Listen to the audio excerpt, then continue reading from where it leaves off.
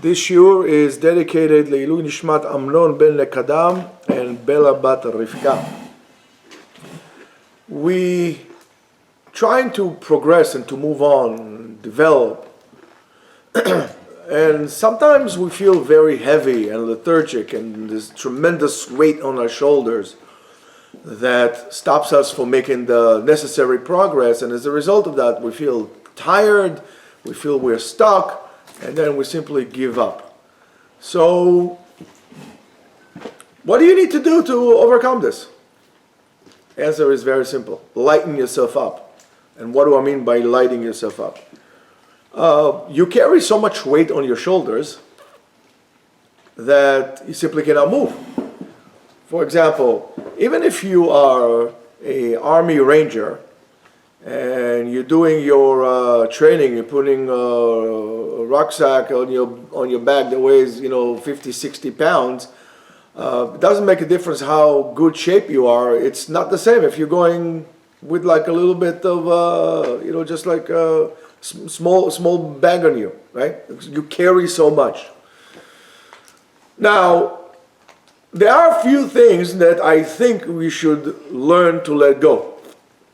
Just drop them. It'll be easier for you if you let go of these things to actually make the development progress that you need to do in your life to move on and to be able to, keep on going without falling apart, that you simply can't do this anymore.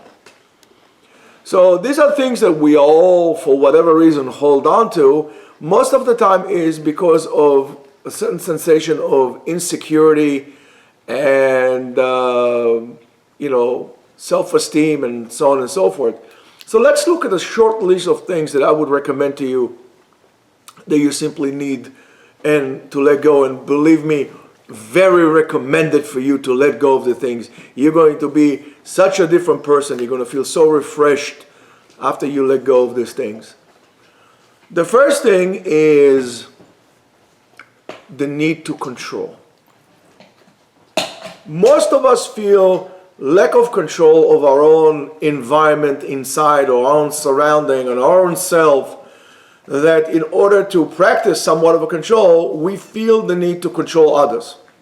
It doesn't mean that you cannot go ahead and help people. Go help people, go care about people, but don't control people. Don't have this urge to control situation or to control people. Again, it doesn't mean that you can't care. Caring does not mean that you are controlling.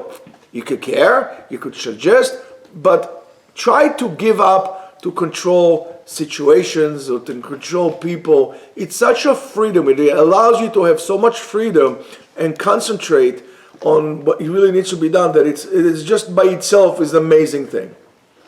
It also allows you to allocate power and resources to do what you really need to do, which, first of all, is really controlling yourself. If you have such a need to control, so start with yourself, leave others. Don't try to control. So let go of controlling. Let go of controlling. Many people also attach themselves to the past. The past as it is gone. Whatever happened, happened. There's nothing you can do about it. Detach from the past. Create a new opportunity for yourself every single day for whatever it is. It doesn't make a difference how good or bad the experience was. Just let go of the past. Let go of the past. Sometimes we laugh at things we used to cry about when we were young. Right? You laugh at things. Oh my goodness, I was so concerned about this. And sometimes we cry about things we used to laugh at when we were young. Let's just stop looking at this. Start living at the moment. Start enjoying yourself and create yourself a better future by eliminating the past. Don't be attached to the past. I'm not saying forget where you came from. I don't forget who you are, what you're about. But stop living in the past. It doesn't make a difference if you're an individual. It does not make a difference if you're a society. Living in the past is a death sentence. So detach yourself from the past. Whatever happened, happened. Whatever you used to do, you used to do. Leave it alone, leave it behind. Right? The next thing is something that we always try to do, is trying to please everyone. Those people who are appeasers never have internal peace, because they always have the need to try to appease everybody. You should know that this is already an impossible task, and if this is your goal in your life, to appease everybody, most people say, I would like to avoid conflict. That's such a lot of baloney. Avoiding conflict, it means not getting into situations that would cause that, but it doesn't mean pleasing everybody. Pleasing everybody is an indication that you don't have a backbone. If you have a backbone, you can't carry anything, you're going to be laying on the floor paralyzed and becoming a doormat to everybody that comes along. It is impossible to please everyone. Impossible. What you should be concerned about is, first of all, please Hashem. Right? God. God is the ultimate reality. I'm going to tell you something. God is the reality. After God, and now it makes sense when it comes down to the Aseret HaDibrot, to the Ten Commandments, the only other things, the only other real person in your life, the real people in your life, are your parents. All the rest is just an illusion. They come in, they can't go, and even siblings come in, can't go. Children come in and come and go. They are the ones, your parents create your reality. Stop trying to appease everyone. Start with saying what you like, what you want out of life, and so on and so forth. That's very important. Try to eliminate, the next one is try to eliminate external opinions. When you are allowing yourself external opinions to constantly penetrate your mind, you're never going to be able to form your own opinion. And you see it today, since news and media is so accessible to all, that doesn't make a difference who you talk to. They all say the same thing, that you just watch 5 minutes in a radio, on TV, or you listen on the radio.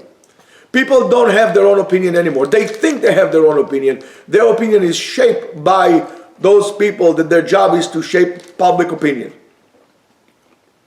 Influencers and so on and so forth. You open it, you own it.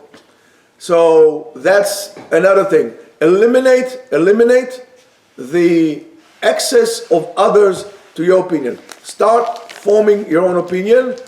One way to form your own opinion is simply start reading books. Start increasing your knowledge base, become more scientific, read, learn, and so on and so forth. But forget about, and then that in a way kind of goes with what we said before about trying to please everybody. Learn to form your own opinions on the matter. Your opinion count. Nobody should tell you this is not how you should think. You're allowed to think the way you want to think. And that is a crucial point. I'm going to tell you something else also. I think that not for nothing, there is a great movement by certain people in position of power to eliminate religion and God from the scene. Because the thing is very simple. If I believe in God, I believe in a greater power and a greater moral in which I obey myself to, and I give him all the power. A person, or those people who are in power today, what we call the cabal, right? These are the people who don't want you to believe in God, and they want you to believe in them, that they have all the power, and want you to be subservient to them, and to their ideologies, and to their powers. The first way to do it is to eliminate religion. You want to see how it happens? Go look at the history of the last 40, 50 years, for example, in America, and to that matter, anywhere in the world, where they slowly took religion out, and then we developed this unbelievable cult of personality that today so-called our leaders are no more than celebrities. That's what it is. If you don't have an opinion, you're going to be a puppet. Start forming your own opinion. Having your own opinion can only happen after you stop trying to please everybody else. You don't have to say what's politically correct. I don't say that you have to be an insulting person, but you are entitled to your opinion, and this is my opinion, and don't try to shove it down my throat. That's what I think. That's what I believe. Why is you are entitled to your opinion and I'm not entitled to my opinion? So the whole political correct, what you can say or what you cannot say, which word you're allowed to use, which word you're not allowed to use, it's a form to control the people under false tense of so-called freedom. I think that in my position gives people more freedom to speak what they want. Now, the next point is stop comparing yourself to others. You're on a journey on your own. Sometimes people will join you along. That's why, for example, I use the analogy of going on a bus or subway versus going on a motorcycle. When you go on a bus, on a subway, everybody's cramped, anybody else's armpit. You know, when it's hot and the AC is not working and it's like, you know, you're taking the F train and it's like horrendous in the summer and, you know, there's some guy sleeping over there and, well, you know, a regular subway scene. Or in a bus in Israel when everybody's holding like this and, you know, you get the drift, right? You're all cramped together. That doesn't have to be the case. I like the scene of a motorcycle ride. When you ride your own bike and somebody else comes along the way and he rides together with you, and then he decides to take the one exit, or he decides to drive you for the next day, and that's what it is. It's okay. It's perfectly fine. I like this much more than being cramped on the subway. I like it so much more. So stop comparing yourself to others. By comparing yourself to others, you're putting yourself into the sweatiest car out there without an AC in a 105 degree weather. You came to this world on your own journey. You're riding your own motorcycle. One of the reasons, by the way, that I think today, one of the initiatives of authorities is to prevent people from driving by telling us a whole bunch of hoax about electric cars. It's good for the environment, which is actually very bad for the environment. If you just want to know. To make driving in a city, for example, extremely impossible by blocking lanes for bicycles, but nobody drives them. Nobody rides a bike. Is to make you more uniform with everybody else by all these things I said before. So I'm going to take away your freedom to drive. I'm going to take away your freedom to drive. By doing so, I'm making you comparing to others. When you learn to always constantly compare yourself to others, you lose your identity. In order to have your own identity, you have to stop comparing yourself to others. Learn to stand on your own 2 feet. Form your own self or sense of self, of who you are and what you are. Don't go to get jobs in the city or whatever it is because somebody else makes money. Somebody said to me, you know what, he went somewhere and he started his life in a different state, and then recently he said to me, I have to come back to New York because everybody else in my class is so much more, use a fork. Everybody in my class is so much more advanced or got so much further than I am. And I said to him that's a mistake to go about life like that. That's a mistake. You have your own journey. You don't know what the other person did. Stop comparing yourself to others. This one takes 6 months to write his thesis, and to me it took 2 years. Okay, so it took you 2 years. Who cares? This one bought a house. I have lived in an apartment. Who cares? When you constantly comparing yourself to others, you will never be able to take an initiative in your life because you're always one step behind another person. You always have to react to what somebody else does. You can never act on your own self in your own life. So stop reacting, start acting in your life. How do you do so? Stop comparing yourself to others.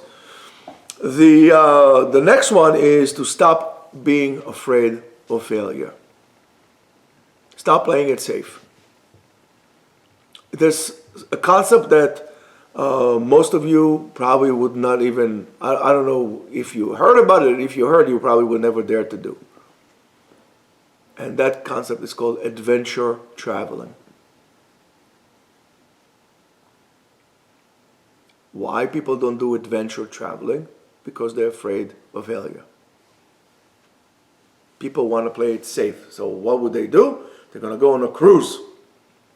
instead of going on a cruise. A friend of mine took a bicycle ride from the west coast to the east coast of the United States. Something like, let's say, the distance between Israel and London on a bicycle. And he did it. And if you can't do it, okay, but let me start.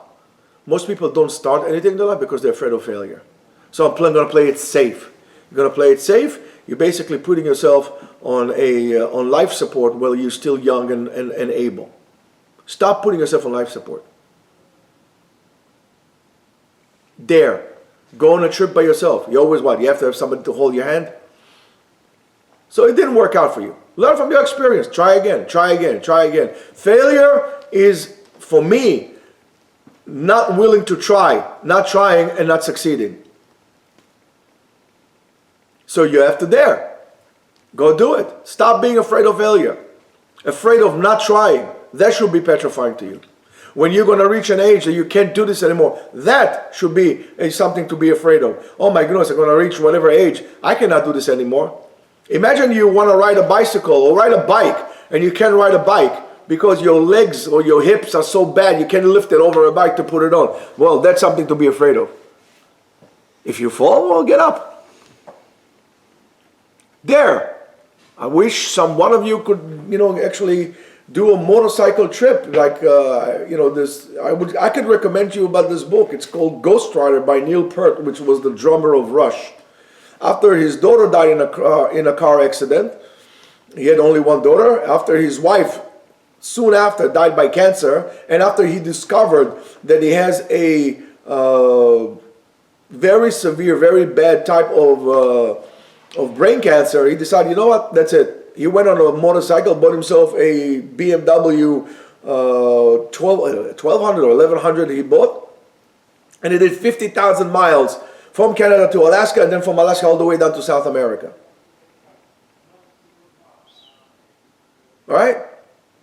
I wish one of you will actually do a road trip like this. But you're not willing because you're afraid of failure. Oh, what happened if I'm going to have a flat tire? Oh, I'll fix it. There's this lady, she's from Holland. Her nickname or username is Itchy Boots. There's a whole bunch of them like this on YouTube. They ride, dual-purpose motorcycles all over the world. You guys would never do that, and you call yourself men? These are women that do it.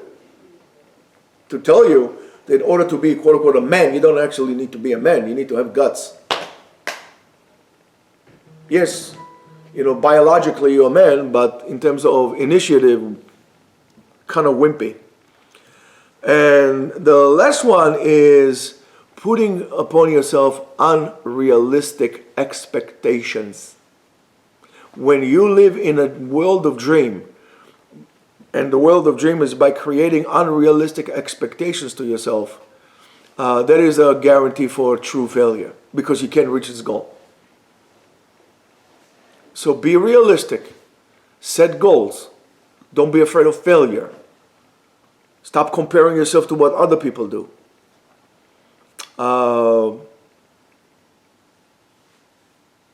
These are the things that will help you. Stop listening to what other people's external opinions on matters, or you shouldn't do it because you're wasting your time. No, if I want to travel, I'm going to travel. It's not a waste of time. It's an experience.